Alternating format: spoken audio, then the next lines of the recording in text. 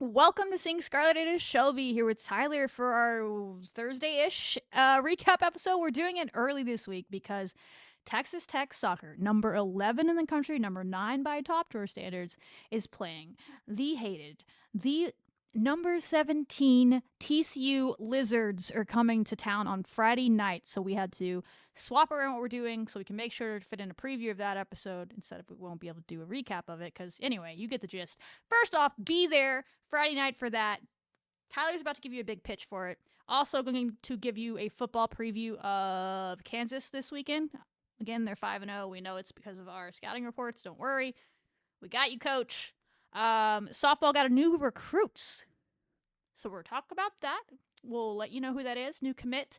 And they also have a big game on Sunday, a real opponent, Odessa College, the first real opponent you can watch them play against at 1 p.m. on Sunday. So big homecoming weekend. I know a lot of people coming to town. Go to John Walker Friday night at 7 p.m. for TCU. Kansas at 6 p.m. at the Jones. Softball, fall ball, see the eventual national champions for the first time, hopefully. And that's free. So that's what's happening this weekend. Tyler, take it away. Yeah, this weekend, as you said, we have a bunch of fun things planned, but the main thing I'm pushing is going to be that soccer match on Friday night. And I know that there's been a lot of buzz online. I've been getting questions about, oh, well, we want to go to the bonfire, we want to go to the Flatland Cavalry concert. Listen, Road Raiders today had a beautiful tweet, and it was just amazing. They said, here's your Friday planned out. One, you go to John Walker to watch a top 25 showdown in soccer. This is the best soccer, guys. This soccer game has Big 12 title implications on it. Like it really will change the trajectory of the Big 12 title race in a It could sense. change the trajectory of the postseason based on seeding I, and home yeah, games and all the thing. It's massive. Yeah, if y'all want more, if y'all do not want just 3 games left at John Walker, y'all want more, then this game matters a lot. And I know that y'all love to support a winning program. So this is not the only top 25, football's not the only top 25 winning program in Lubbock. We have another one too that's just in the Big 12 title race as well.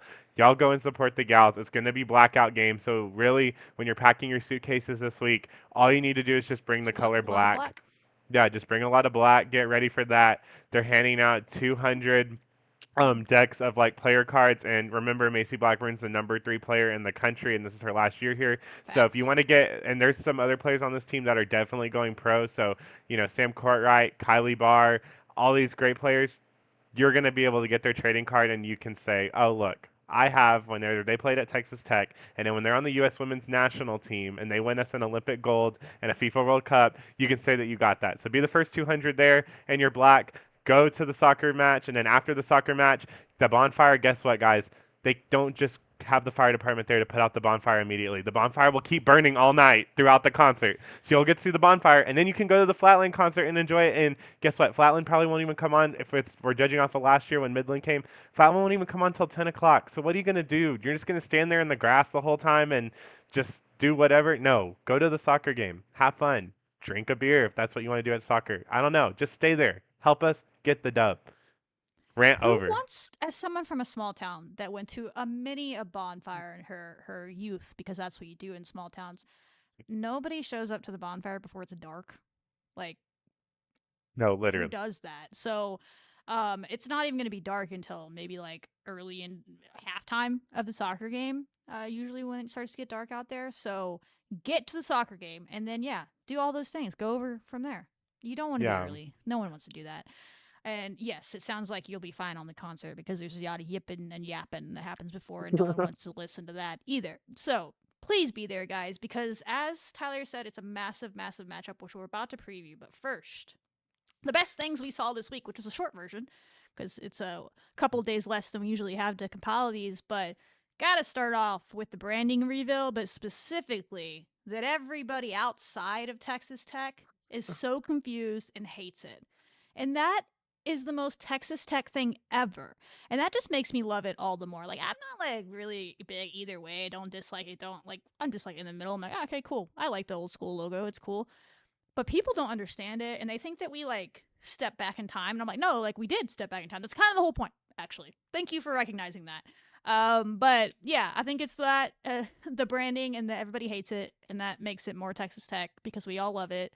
And then the sub kind of part of that is I just love that we're getting Raider Red sports logos. I went on a whole Twitter thing of making a bunch of different kinds for people. I even made a meat That went judging viral. one I that know. people love the meat judging one. So we might have to put that on a shirt with Seeing Scarlet or something and help support the show.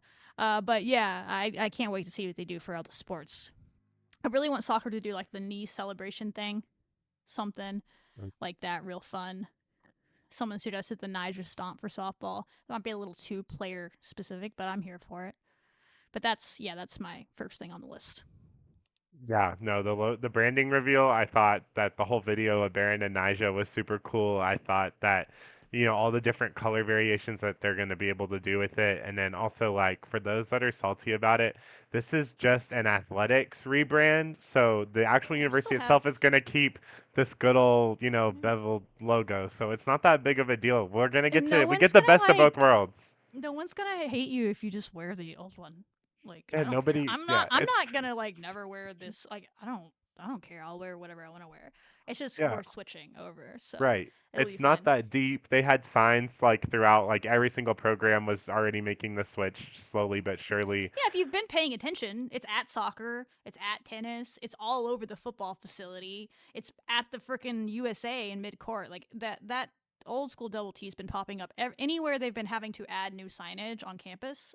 This Right. past year, they've put the old school logo, so they've been slowly desensitizing you to it without even realizing it. Yeah.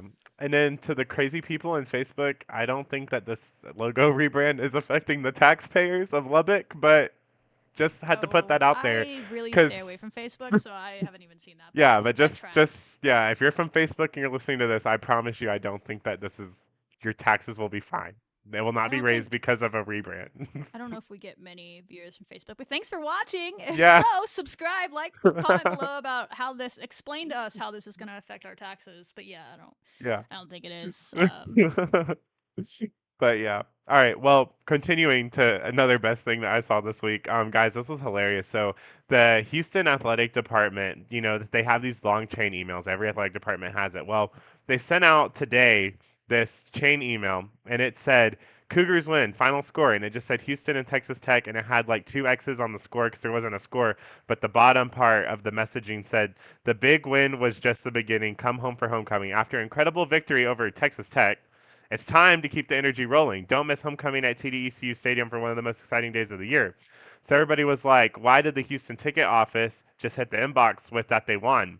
So it was causing a lot of buzz. Well, then Houston Athletics today, hilariously, 5 hours ago, released a statement, an official statement that they posted on all social media platforms, has the UH logo and the Big 12 logo. They said, we are aware of an email that was inadvertently sent on behalf of Houston Athletics by a third party contractor, which incorrectly mentioned a win against Texas Tech. That's right. Ultimately, Houston Athletics is responsible for the error. We apologize to our fans, our ticket holders, and Texas Tech for the mistake. Now, how does that happen? I don't know, LOL. but pretty That funny. goes back to their confidence that we talked about on Monday. They were so confident they're going to win, they literally made a whole scheduled tweet or email to send out and then forgot to cancel it. So bless their hearts. Oh, and their caption, guys, it was just, we made a mistake, period. Yeah, So funny. I don't know. should It have been just, funny. Like my bad. I just would have put my bad. Send yeah. tweet. I was so confused because I was like, I don't. Did you need to apologize? Would we have ever known? But could Yeah, you I not just don't, apologize in the email chain and that would have worked? Because I don't think the public knew about it until you yeah. apologized. Or But it's just fine. delete the email Uh, and resend. I don't know. yeah, like it's too late. That's funny. Yeah, that was hilarious. I gotta love it. Been there, I guess, but not to that degree. So funny. And then last on the list, the drone show that we talked about before the first game of the year is happening. Weather willing against Kansas because it's the first night game. Is it still going to be the record breaking one, though? I haven't I have seen them no say idea. that. I I'm think it's just a assuming drone maybe. show, I but don't maybe know. we'll try to break a record. Back in the beginning of the year when we had a press conference with Robert Giovanetti, the whole thing was we don't know if there's weather, if the next time it's scheduled, we'll be able to break the record because that's a lot of drones and like they'll be able to get them all. That doesn't matter because like you're not going to tell the difference of the actual show. It's still going to be legit. Right. But it would be hype if we could break a record as well. We'll see. It would be pretty hype. We'll see. Give you give you an extra reason to be there. I don't think people really need to be told to be at the football game. I see a lot of marketing telling people to go to the football game, and I'm like, I don't. I think everyone's going to the football game. I don't know anybody that's not going to the football game. I don't think there'll be an But empty seat in the yeah, I don't think that's a stadium, problem. I don't honestly. think we need Like, to really drive that home. But yes, go to the football game, be loud, be rowdy, all the things that Joe McGuire called for this week. No tortillas. We'll talk about that in a minute.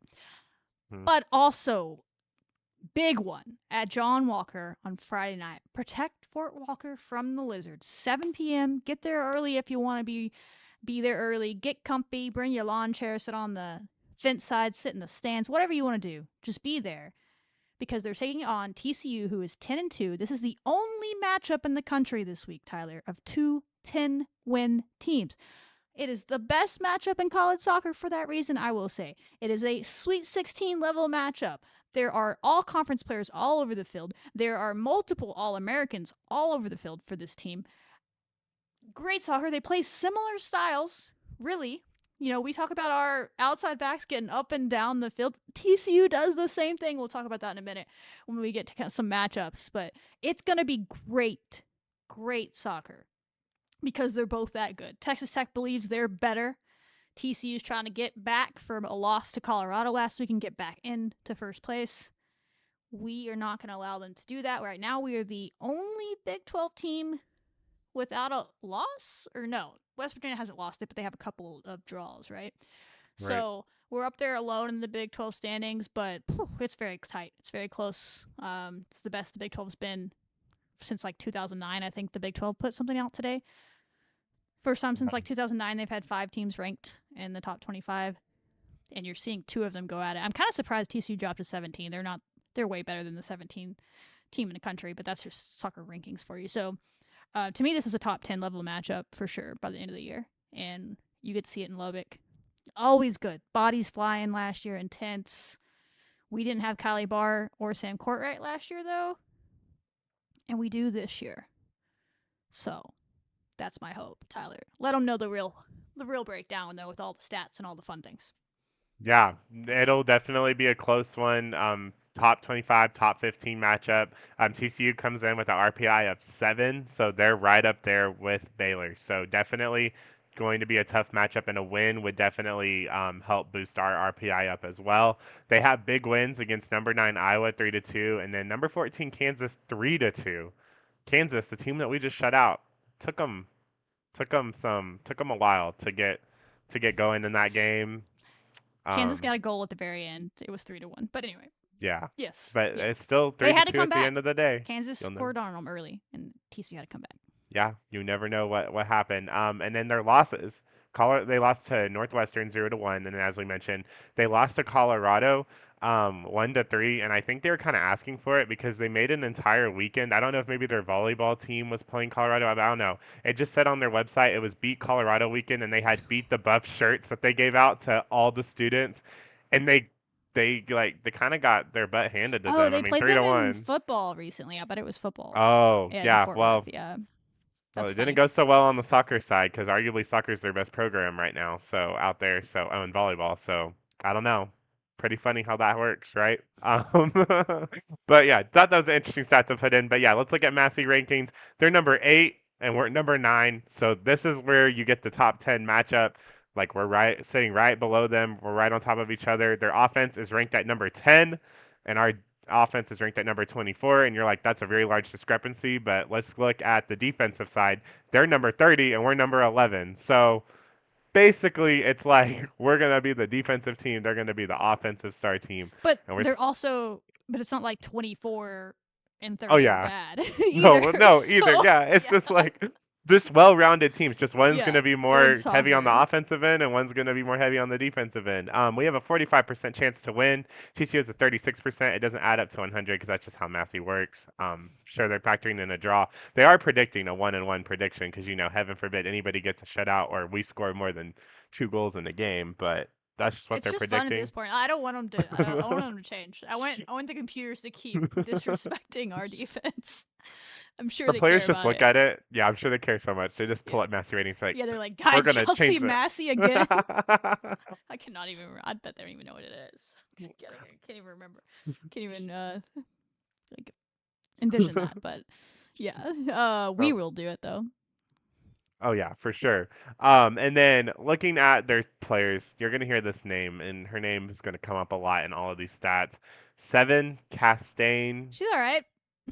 Yeah, just all right. I mean, she does lead the team in goals with 10 goals, does lead the team in shots with 43 shots. She does lead the team in shots on goal with 25 shots on goal. So, yeah, she's And the pretty Big decent. 12 and all of those categories, I believe. But she is tied with our Taylor Strzeski at the top for goals. Both of them have Oh, 10. They oh, both have well, 10. look at that. Look at that. So She's you get also the from Utah. two top Just goal fun scorers facts. going at it. The Oh, Utah. Utah's a big, ooh, the They're always Utah. good. I don't know what She that's about. chose TCU over like BYU and, well, yeah, BYU I is think about the she only might have. Utah Yeah, State. I don't know if she transferred. I don't Wow. think she transferred there. Never mind. They surely are enjoying her presence, and I mean, accompanied by her is Camden Fuller. She has 3 goals on the season. She's AJ good. Hennessy has 3. Emma Yolinski has 3. Cameron Patton has 2 shots on the season. Emma Yolinski has 25.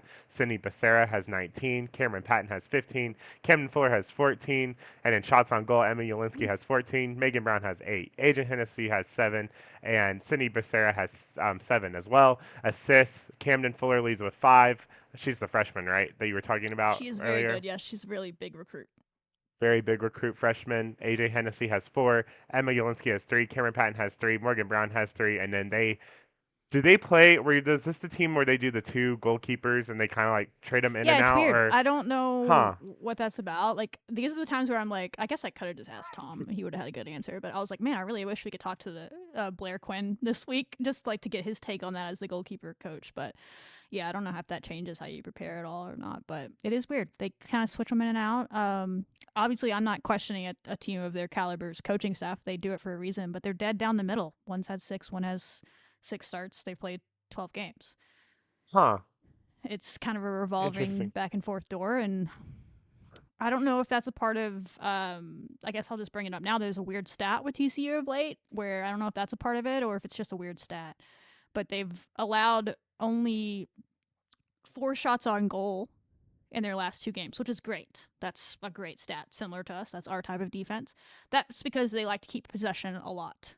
Very big possession team. We're going to have to figure out a I way to hate break that. possession. That's what they're known for. I think Texas Tech is maybe a little bit more comfortable finding a way to win a game when we don't have the possession, like a huge win in possession. We might be the team that's like, okay, fine, we'll just find a way to scrap our way to a goal. But TCU wants it. We do too, but that's where they thrive. And because of that, teams don't tend to get a lot of shots off of them because they just keep the ball the whole time. But the last 4 shots on goal that they have allowed have all ended up in goals, which is a wild stat, right? I don't foresee that continuing, to be clear. Like, I don't think that's something, I think it's just a weird stat. But there's probably something to that. Like, if you can find a way to break their back line, get possession, and attack their keeper in a good spot, you feel like you have a good chance of scoring at least a goal if you get a handful of shots on goal in this game, just based on what's happened to them in the past. Now, I'm sure because that's happening, they're trying to shore that up, but like, I don't know what that is. It's just weird. Doesn't mean something I don't know. But I will say Colorado beat them 3-1. TCU outshot Colorado 26-9. Whoa. Colorado had 3 total shots on goal. 3. All 3 were goals. That's a credit to Colorado, who we'll talk about next week or a couple weeks from now. They're very efficient. Like, they do that in all their games. When they get a shot on goal, it's in a good spot, and that's a credit to them as well. But still, a little weird. And then Iowa State, they beat Iowa State 3-1 their past game. And TCU outshot them 12-2. But their one shot on goal that Iowa State did have in that game ended up being a goal. But I don't know. If you can find a way to just pepper, knock, knock, knock, it feels like you're going to find a way to barge the door in, as we've done quite a bit. Doesn't mean anything, does it not? I tend to think it means a little bit of something, but do I think that's like we're going to have 8 shots on goal and score 8 goals? No. But if they The want to team's do like, it, bet, please. watch Yeah. me. But it is intriguing. It gives you more ammo or more motivation to take shots, to test them back there. But you have to be smart in the way you do it, because they like to have possession. And that's a big thing that we talked about with Tom Stone today at his press conferences. He talked a lot about them and how they live in possession, and we're going to have to find a way to break that. But he was also very confident in his own team and said, yeah, we don't spend a lot of time like preparing for another team necessarily. It's just like aspect of what they do. We don't spend a lot of time talking about another team until he said Wednesday, which would be today as we're recording this. So just a couple days before the game, they talked about TCU for the first time. But they prepare themselves mostly. But yeah, so that's that possession. I think Molly Kusinski could be huge in this game. I asked Tommy about that. Totally correct in what he said back, but he said Molly's big in every game, and I was like, that's fair. Fair answer, coach. She is big in every game, but he's like, yeah, of course she'll be big in this one. I just think she could be big because of trying to gain possession, the way she can be like a little bit of a sniper out there. I think Tom's described it as the team has the ball, and then all of a sudden you look down and Molly has the ball. And I think that kind of player is good against a team that wants possession.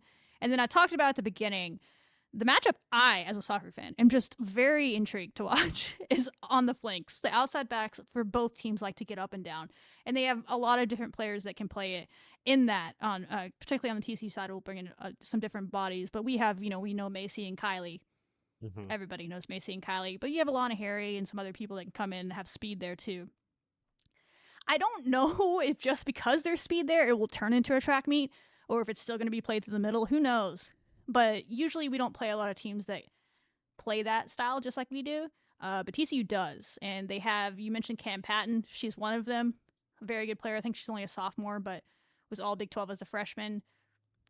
She's smaller. I think she'll be up on Kylie's side most of the games. So she's definitely smaller than Kylie, but don't tell her that. She's a pit bull.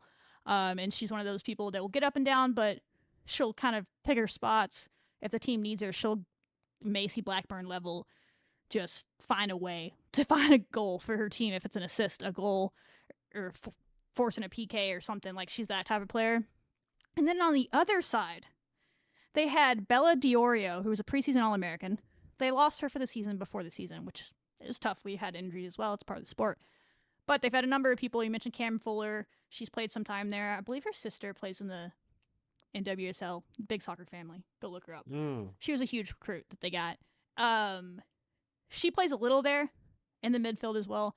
But they have a girl by the name of Grace Vest, freshman, national champion in high school in the 400 meter, maybe the 800 meter, one of those. Either way, speed and endurance for days. She's kind of very tall, lanky, just runs. Now, very fast. Macy and Kylie are very fast, so it's going to be a fun matchup to watch that. I do think Macy and Kylie have the experience edge is what I'm hoping, because that's a freshman and a sophomore. Very talented players, amongst other people they can bring in. But you have a fifth-year senior and a redshirt junior and Kylie for us for the majority of your minutes. So I'm always going to bet on Macy Blackburn and Kylie Barr. Take it to the bank every day. Ride or die. But it is going to be a fun matchup to see how that goes. Oh yeah, that is going to be a fun matchup. I mean, literally at the Kansas game the other day, I mean, there is like this Kansas girl that was like trying to like, talk or whatever, and then she was like going up against Macy, and I was like, I literally yelled at the game like really loud. I was like, yeah, try Macy, try her, and then Macy like completely just like Tom defended Tom the shit talked out of the about her ball. today because she obviously was named to the Mac Herman semifinalist list or Yeah, and midseason she watch will win list. this year. She will Yeah, win this year. that would be hype. Yeah, she was a semifinalist last year. She's on the midseason watch list, which is not surprising at all. Of course she is. But he was talking about how competitive she is, and she's like, "You might beat her once in a game. You might beat her once in a game, but then she gets so pissed off if you beat her one time. She's so uber competitive, and she's fun to watch. A lot of people don't even try her sometimes, but the TCU will try both of our outside backs, but they'll be all right. So I honestly wonder if that's why someone like Sam and Peyton's going to be so important in this game, because there will be a lot of attention going Ooh, on the right. outside, a lot of just up and down maybe. But because possession is the name of the game in TCU, they have Morgan Brown's really good for them in the middle. We mentioned Camden Fuller. We probably do need. I said Molly on the defensive end as far as midfield for sure, but offensively you could see it might be a Peyton or a Sam takes up the attention that everyone's given our outside backs, and they sneak in there. I'm And just they had early some good predicting that looks one on of them is going to Sunday. be my goal scorer, but I'll pick between one of them by the end of the episode, by the end of this recap or preview. Let me think on Right. it. Oh, this is a fun fact for y'all. Oh, So 2 years ago today, we actually took down number 23 ranked TCU 1-0. So there's some yeah, history it's there. a big game. Yeah. History, big game. Fingers Trend. crossed. Yeah, no, I Yes. mean, it's a huge game, just like that one was. TCU had just gotten ranked that year. If I remember right, they just climbed into the rankings after having a slow start the year. This year, it's kind of the opposite for them. They started off really fast with some big non-con wins, and then they lost to Colorado in a game they feel like they shouldn't have lost. But Colorado's a top 25 team, but they were at home, so they feel like they tripped up against Colorado, got back on track against Iowa State, and they're gonna come out on fire. But I don't think we'd expect anything else. These games are always like insane. Like they're And just intense. knockdown, Yep. drag out wars. I hope not. Let's go win 8-0. But Glad they have a lot of rest before their next game after that too, so they can really go all out. Like they don't have to worry about savoring anything for Sunday. Like they really can just go. yeah, neither of us do. Yeah, we both only have one game this week, so Mm-hmm. yeah, that's big. So yeah. Any other thoughts? My big thing, possession. Like I said, possession, the flanks. I mean, everywhere. There's good players everywhere. I don't want to say whoever wins possession wins the game because I don't necessarily think that's it. Because I think again, I think if any team is okay like losing the possession battle but finding our way to a goal anyway, I think we're more capable of doing that just because we have shown the ability to score in different ways in that way. And the way our season has gone, we've shown the ability to scrap out a goal late, even if it comes to a PK, which I wouldn't be shocked if VAR is getting a workout in this game, as physical Ooh, these teams are. Um, yeah, I don't know. I feel that I feel like maybe we would have a chance to do that more than TCU, but we'll see. Every time I'm going to believe our best is better. If they show up and play their best, they will win. I believe that. I believe that full-handedly. Do we want to go ahead and do our score prediction? Yeah. Let them know, All Tyler. right. All What's the right. score going to be? Okay. Uh, I'm gonna go 2-1 us because Seven Oh, that's a Castaigne good. is just too good. So Oh I'm yeah, like, we I didn't gotta talk give her a about goal. her. Oh yeah. We But never my did. What the heck? yeah, we got distracted. But we kind of talked about how good she was and all the stats. Yeah. But I called her a goal merchant in one of our recent episodes, and I mean that in a complimentary way, the same way I call Bailey Maupin a free throw merchant in basketball. She is just in the right spots all the time. Now she can make a spectacular goal if you need to, but she does such a good job of like just finding space in the box and sneaking behind a defender, even if they think they have her marked, they don't. And then those outside backs we talked about, or their midfielders, whoever, serve them up, and she's just right there to tap it in, head it in, barely nudge it in to goal. A lot of her goals are like that. Now she has made some good goals too from deeper, but Z's gonna do those crazy long turn and burn ones that she's been doing. Um, our box defenders are going to have to be very aware, and they are going to be, of where Hmm. Seven Castaigne is in this game, because she will just kind of like, just kind of small player, just kind of finds her way into the right spot, and then her teammates find her, and she puts it in, and Faith needs to be really strong with the ball and not allow any of those kind of rebound type moments because she'll be there to finish it. Her and Z are similar players, but very different in how they're built. Z is very big, very strong.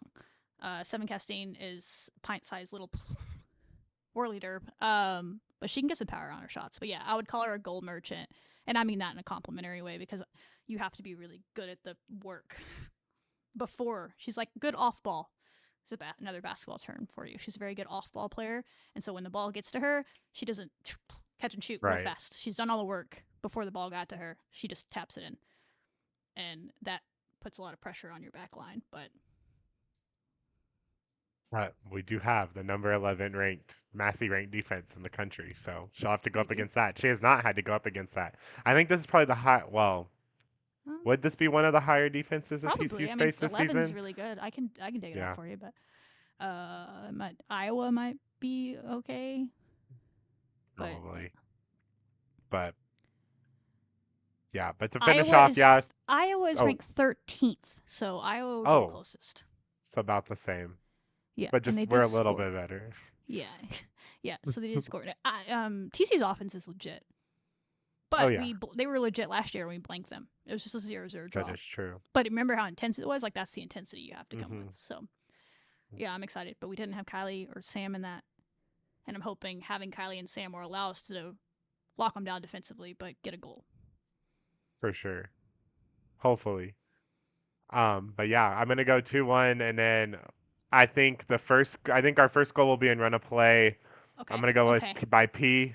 I'm gonna Okay. go with Good P pick. again, and then I think Seven Castaig's gonna get some goal. I think in the second half early, She'll get but then some we're gonna win random. it Yeah. on a beautiful Macy assisted corner kick, and it's gonna To go Z. over to Z. Yes, that's exactly what my That brain feels was like throwing. a perfect script. I don't hate that at all. I feel like one of our attacking mids is gonna find their way to a goal. Since you picked P, I'll pick Sam.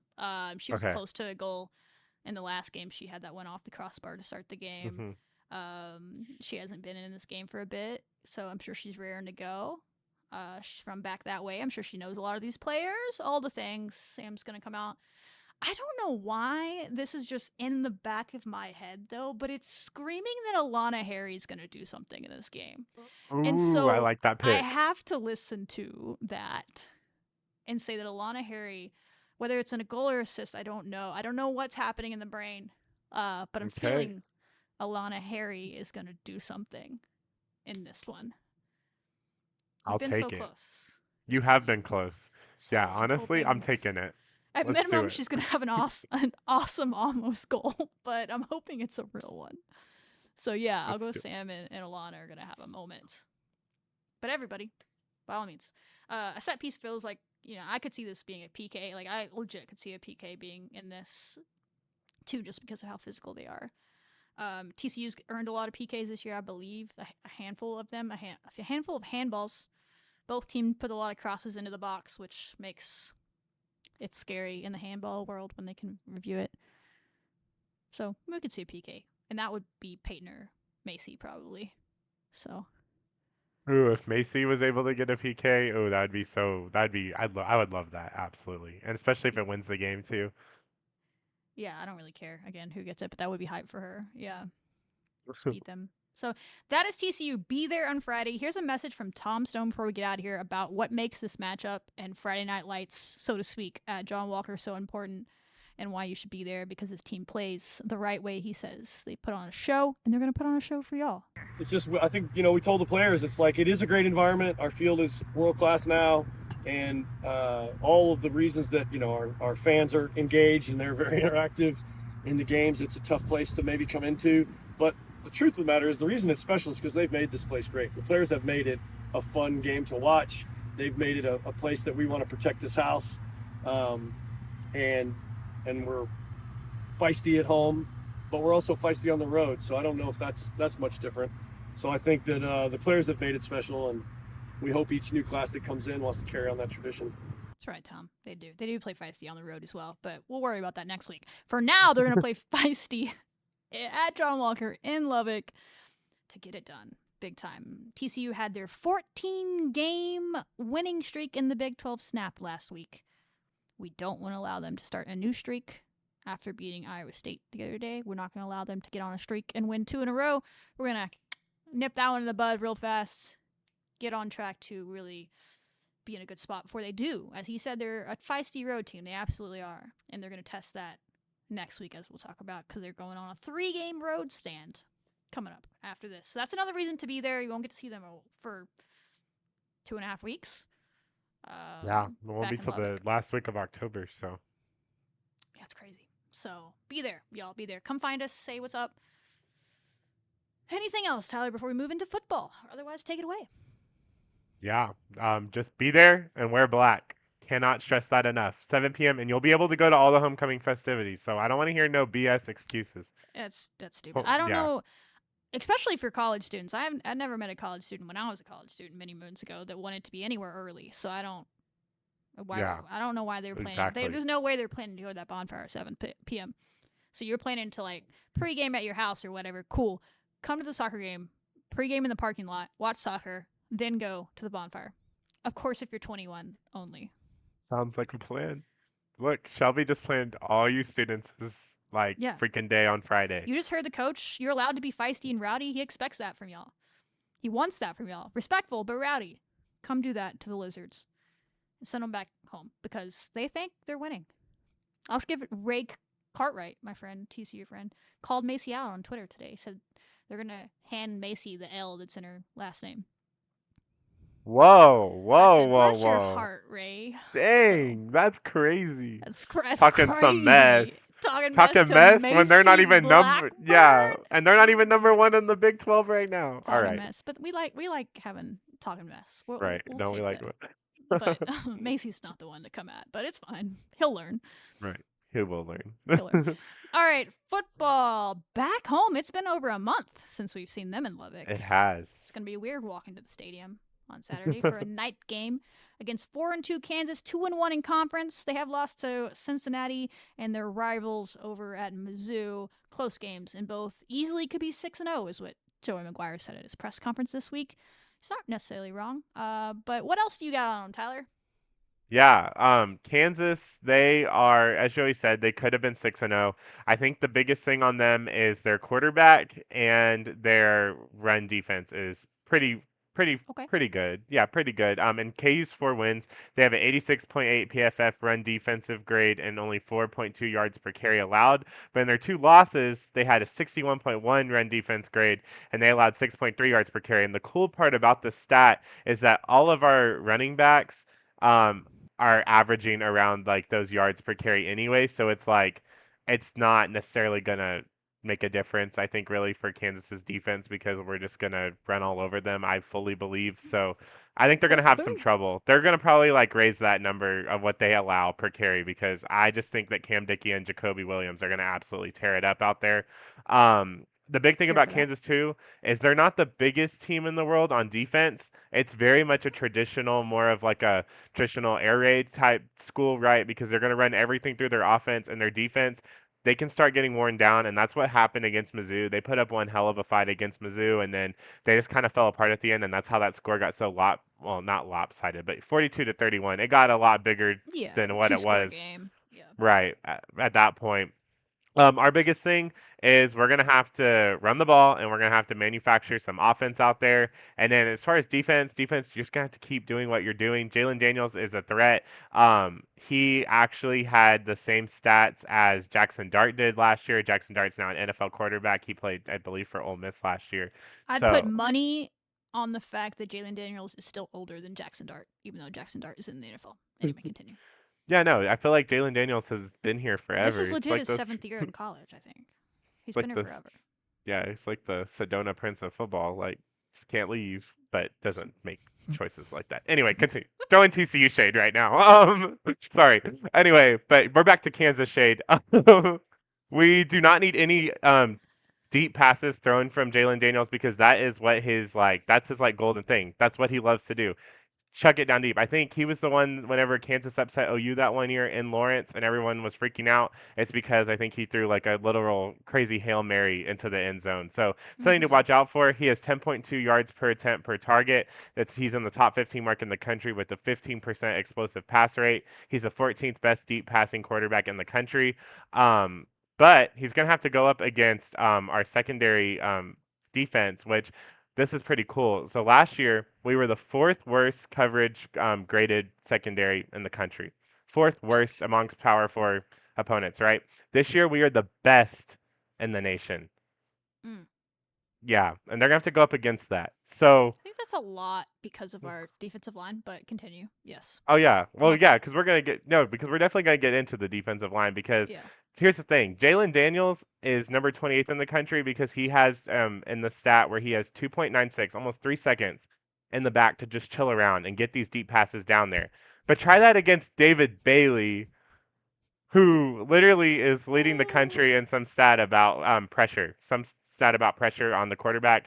I mean, you're going to have this defensive line just coming at Jalen Daniels, and he's not going to have 3 seconds to just chill back there and do Lord knows whatever to try to get a deep pass down. I mean, he's going to be cooked by our defensive line. I mean, I don't know. I see people saying this could be a potential upset by Kansas, but I'm going to take the blackout at the Jones homecoming. I mean, the best defensive line ever, and I'm pretty confident our offense, Barron, all them will be able to get the job done. But I don't see Kansas getting the dub here. But What are Mm-hmm. your thoughts? But Jalen Daniels is a threat. Don't be like he could be.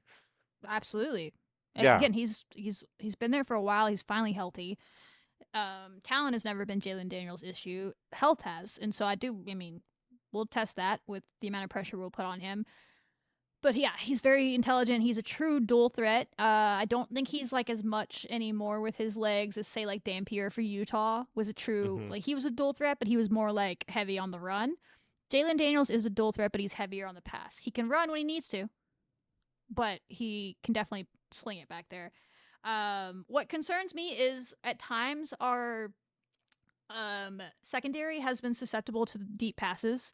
We saw it Hmm. against Houston, the one that they scored got a little tripped up. Now we did an all-out blitz on that play, so he was kind of hung out to dry. They didn't expect him to throw that pass, and we got Right. caught off guard. We will be expecting Jalen Daniels to be throwing it deep, so that's the thing there. But there was also a few in Houston where we sometimes our cornerbacks have a tendency to just grab and pull and get a lot of pass interference penalties when Oh they get yeah. thrown on deep, and so that concerns me a little bit. We're gonna have to be just more disciplined overall. And I think Joey or maybe Shillwood, someone talked about in the press conferences this week about how Kansas is really good at testing your discipline. Which, if there's been one thing that we've struggled with this year, it's we're one of the worst teams in the country penalty wise. Now a lot of those are on offense and all the things, but we have had some on defense, and they're really good at testing your eyes. He didn't go as far to say they're like an army type offense, triple offense, which really tests your eyes and your Hmm. assignments because you have to watch all the players.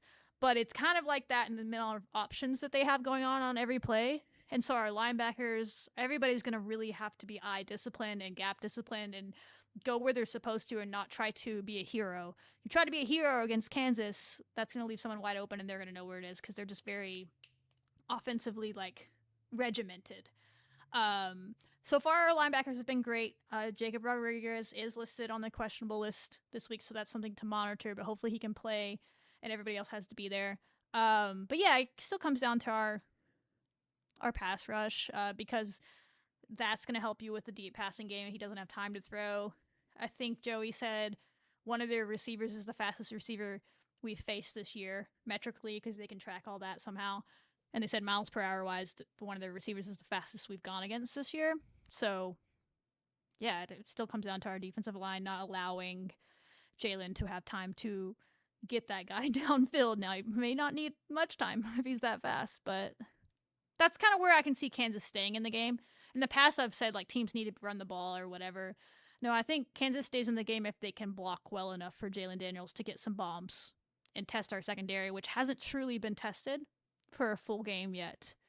A couple plays here or Hmm. there, but we haven't. This is probably the best passing quarterback we've gone against, especially experienced, that's seen this type of stuff. So that's how Kansas would stay in the game. Is if for some reason they have a great scheme up front that neutralizes. How could you, Romello Height, Lee Hunter, SGH, David Bailey? I don't know how you can neutralize all of them every play, but if they do, then yes, that's how they would stay in the game.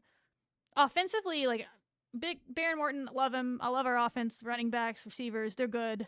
If they're really small on defense, like you said, TC, my guy's about to have a game because he's a massive human being. But really, the offense just needs to, like I've said before, get out of their own way. Don't turn it over. Control field position. If you have to get field goals, I'd rather have touchdowns, but get points every possession. The defense will stop them at least once. Absolutely. So you'll win. It's a weird thing for fans to wrap their mind around, but we are a defensive team. And that's what Joey was calling for this week. Like you need to realize that we're good at defense, and I need y'all to be loud when our defense is out there to help them kind of maximize who we are as a team, because that is what we do. And Barron just needs to take care of the ball and make his plays and be the senior quarterback that he is. But if we do anything crazy, yay. But it's going to come down to the defensive line in every matchup we have this year because that is where our elite talent is this year. Everybody else is good. They're elite. Talk to me when we find someone else's best is better than our D line. That was supposed to be Utah, and they look like child's play against Utah. So I haven't seen an offensive line that's better than them if they come to play. That is true. So we'll see. I don't. I mean, I do kind of think Kansas might catch us slipping a little bit on the back end for a play or two, but as long as our offense is not getting in their own way and keeping up with them during that time, I think eventually, like you said, our defense will wear them down and we'll take control in the second half, maybe a little closer than we're used to at halftime in this game, and then Right. take control. That would Yeah. be where we're at. I mean, it looks like in all of their games, Kansas has literally almost scored like around 30 to 40 points. So they definitely have been getting in some pretty high scoring matchups. And I just am like, you just got to, I mean, defense just has to do their job, and offense is going to just have to keep up with that. Honestly, to play it smart, at some point, you would hope that we start wearing them down by going through our run game with Cam and For sure. Jacoby, and then they start getting exhausted, and then we can start killing the clock because they are going to want as much clock as possible when they're playing this deep passing game. And yeah, you talked about their receivers. I mean, they have a receiver named Junior Henderson. He's probably the one that's super fast, has 488 yards on the season and 4 touchdowns. And then they also have Bowden Grown, who has 234 yards and 2 touchdowns. And then they can also rush as well. They have LeSean Williams, who has 303 yards and 5 touchdowns.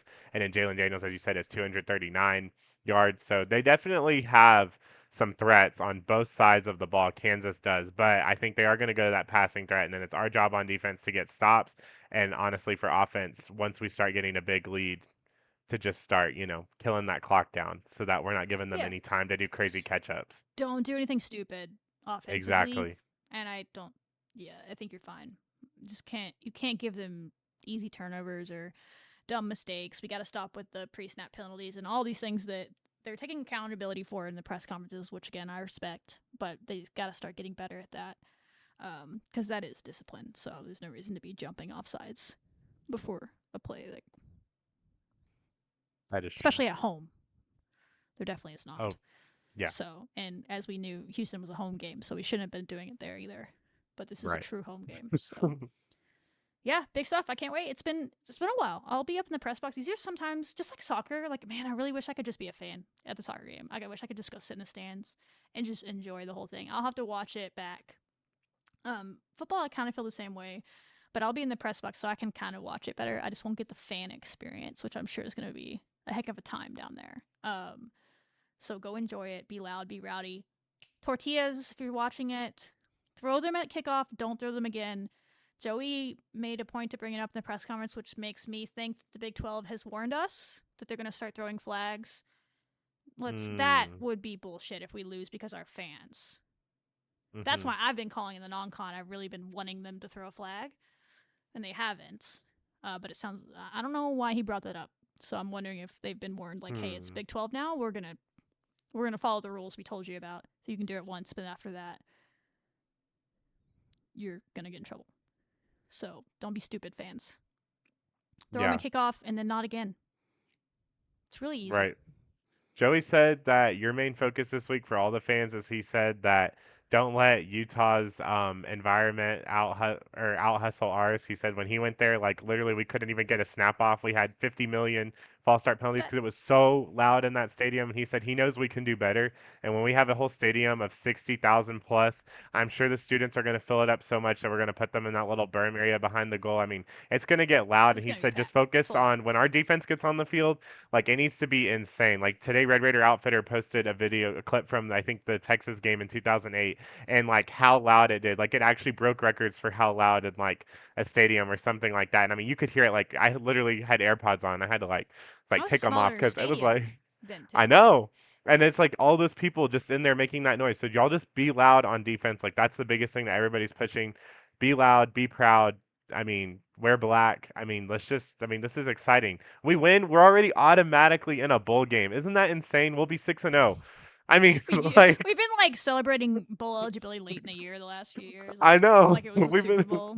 I know. We've been finding out in November. It's not even like it's only the first week of October. Like, we'll find out if we're going to a bowl game. Like it is I'm excited. A weird year. Hype me up. Soak it in. There's no guarantee this is going to happen like every year. We do have a lot of talent coming in the high school ranks, but that's going to take time to develop. And there's a lot of like transfers that are one and done. So correct. Enjoy this year. And that's why I'm like, stop stressing about all these little things. Allow the coaches to stress about it and just enjoy what you're watching. When they lose, you can get all sad and down. But like, we're winning by 3 touchdowns, and some of y'all are like stressing. I'm like, just enjoy it. Just enjoy it because you don't know if you're going to get this again. This is the truth. So I hope so, but you don't know. A team that we do feel pretty good about getting to replicate a little bit of the success and hopefully more than they had last year is softball. Tyler. Talked about at the beginning of the show, it is alumni weekend for softball, so some of your favorites might be back in town. There was a picture posted on Instagram with the team that got honored, it looked like, by the mayor's office, so last year's team. It appeared that a little Alexa Langoliers, friend of the podcast, was in that picture, so she might be in town. There could be some others I know that I've talked to. I won't say their names because I don't want to, in case they can't make it, but they've talked about trying to come to town. These are some of your favorites, and trying to plan to be there. So you can catch some of them at the game on Sunday at 1, and then just pack the house for the team. They just played in front of a sold-out crowd on the road. Like, if we could do that for them at home, that would be lovely. Free admission. Stay in town. You're not going to want to get up early anyway. Stay in town. Drive over to the Rock. Watch softball. Probably get to interact with the players in some form, even if it's just when they come in the stands. And then drive on home. Be back home by sundown, probably. These fall ball games are not long. And you can always leave early, too. Whatever. Mm-hmm. But just get there for the beginning of it and enjoy a few innings and then get on the road back to Dallas or Houston or wherever you're coming in from. For sure. Yeah, it'll be a big, not in a sense of competition, but it'll be just a big game just to be at home because they only have 2 more left according to schedule, and these ones that have been happening at home, just the regular inter squads, have been kind of getting squirrely with scheduling wise. So who knows? It could be either the last game that they play in the fall ball season, but this will be for sure the last one against an actual opponent. So yeah, y'all be there, watch us absolutely obliterate Odessa College.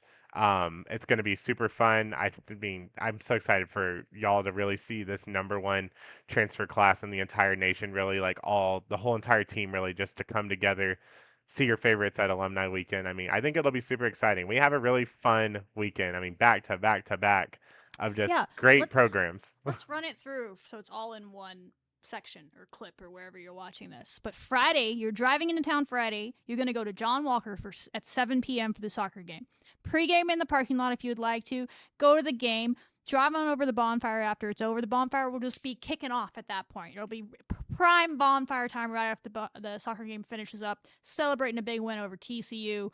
Ranked dub. Then you're going to enjoy the concert, all the things. Gonna go home, do whatever you want to that night. Get a good night's rest. Get up, tailgate all day, go to the Kansas game at 6 p.m., be loud, be rowdy, only throw the tortillas at kickoff, yell like a bunch of banshees all game, get a lot of false starts for the opposing team, not herself, get a dub against Kansas, move to 6-0, whoa, for the football team, go up and party it up, do all the things that night, it'll still be early by the time the game's over, get up the next morning, grab some, maybe go to the Pancake House if you're in town as an alumni, I know it's a favorite, go get your breakfast, go on over the Rock and watch your hopefully about to be national champion softball team play in the fall. It's a true big-time matchup because, well, they're not playing themselves, actually. They're playing Odessa College, so you're going to get to see a lot of your booms. Probably Caitlin Terry in the circle, some other really good players that you've heard about. Catch a few innings, catch all the innings, get back on the road, and go home. What a weekend, Tyler. What else do you need? All the things. Just need a black shirt for all 3 games. You know what? Let's do a blackout for softball. Blackout Odessa in the middle of the day. Blackout weekend. Yeah, let's do it. Let's do it. We're gonna make that yeah. Blackout midday weekend. Blackout game. Whatever you gotta do to get there. So, good times. Be there. You might see some recruits in attendance. That's been a common theme if you've been going to fall ball. They got a new commit from some of those visits. 2027 infielder London Bond from Oklahoma, but her profile also lists Georgetown, Texas. Don't know what's going on there. We're going to call her both, but she plays high school softball in Oklahoma. She hit a smooth 615, Tyler, with 19 home runs. 8 doubles, 5 triples, 60 RBI last season in high school. So that would have been her sophomore year, I guess. That set the school record for home runs in the season that she had already set the previous year when she had 14. So she's a yaboom hitter, Tyler. Yeah, we're still learning about her. That just happened today or just maybe in the wee hours the night before. Posted about her today. Hopefully, maybe we'll do an interview with her or something, at least in written form. Get to know her a little bit more if she's open to that. But, yeah, another class of 2027. That's their 4th in the class of 34th in the class of 2027, filling them up. That's how softball works. It's very quick. They're like 2 cycles ahead compared to most sports that are still in 2026. It's just softball for you. The 2026 classes are done, sealed, signed, delivered already for the most part.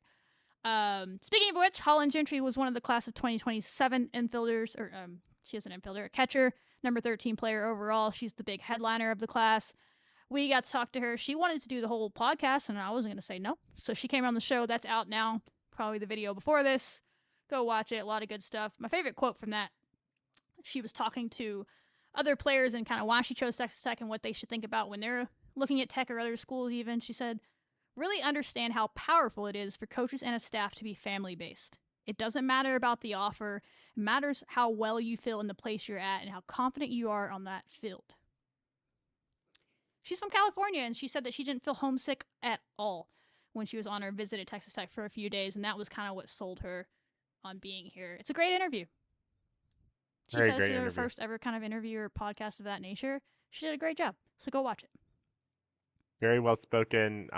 We had a super fun time with her, and you get to also learn her blind ranking, Texas Tech traditions. That was a fun one. She crushed See it. where she put everything. She really did crush it. So y'all watch it. It's super good interview. For sure. And we'll wrap it up with volleyball. They just played number 15 Kansas before we started recording this. Unfortunately, they got swept in that one, so they're still looking for their first Big 12 win. I really hope it comes on Friday for them because their schedule really gets dicey after that with some big teams, but that's life. So hopefully they can get their first Big 12 win against Kansas, 6:30 p.m. on ESPN+. And we'll talk about that on Monday's episode. Hopefully we're talking about a win. And yeah, just got to keep getting better. We know they're young, all the things. There's not really much else to say. And I don't really want to just kick them while they're down. They're trying, they're working. So hopefully they can clean it up, and we'll see where it goes. Tony Greystone said they'll be better at the end of the year than they are at the beginning. We'll see if that's true. Yeah, hopefully. I mean, they beat K-State last year at home, and that was like one of the bigger upsets. So to start Big 12 play. Let's beat them in Manhattan, right? They weren't able to complete Kansas Hate Week, but you know what? K-State is still in the state of Kansas, so we'll just count it. I don't know. If we win. Count it. Adjacent. Yeah. Kansas adjacent. Adjacent, yeah. Yeah, we'll count it. Yeah. They're going to do it. I really need them. It's just, a young team. They really need to get a win and then get some confidence going. It's how sports are. It's tough conferences, as we talked about. But yeah, 6:30. Obviously, we'll be at soccer, but hopefully we got some good news when we look at our phones. Take down 2 purple teams. During that. Give us something extra to celebrate at the bonfire. I mean, I will not be going to that. I doubt it. But if y'all are going to that, I don't know what I'm doing yet. But we'll see. That is all we have. So we've already said it 9 million times, so I'm not going to run through it again. But go to soccer, go to football, go to softball. You know why. If you're not a soccer, we will notice. We will notice. We will notice if you're not at soccer. And I want to leave y'all with this little quote that I came up with today, which I thought was so creative. Okay. Yeah. Cool. It's about if you choose to go to the bonfire and instead of the soccer game, like you just don't go to the soccer game at all. Bonfire flames fade, but wins last forever. That's true. I mean, and going to a bonfire and not a Texas Tech soccer game is a participation trophy move, and we do not get participation trophies here. We win championships. We win championships. Correct. Sam Courtright said before the season this team wanted to do stuff that has never been done before. They're doing the work on the field, as their coach said earlier in this episode. They're putting on a show for you. They're playing at home, and you can help them achieve their goals of doing something they've never done this year. Because again, this game matters. They can lose this game and still make history, certainly, but their lives are a lot easier. Because you win this game, you really set yourself up to maybe be a top 4 seed and maybe get to host for a couple of rounds. I'm just saying. We said it before. All right. That's all I got, Tyler. Y'all know the drill. Until next time, rack 'em. Rack 'em.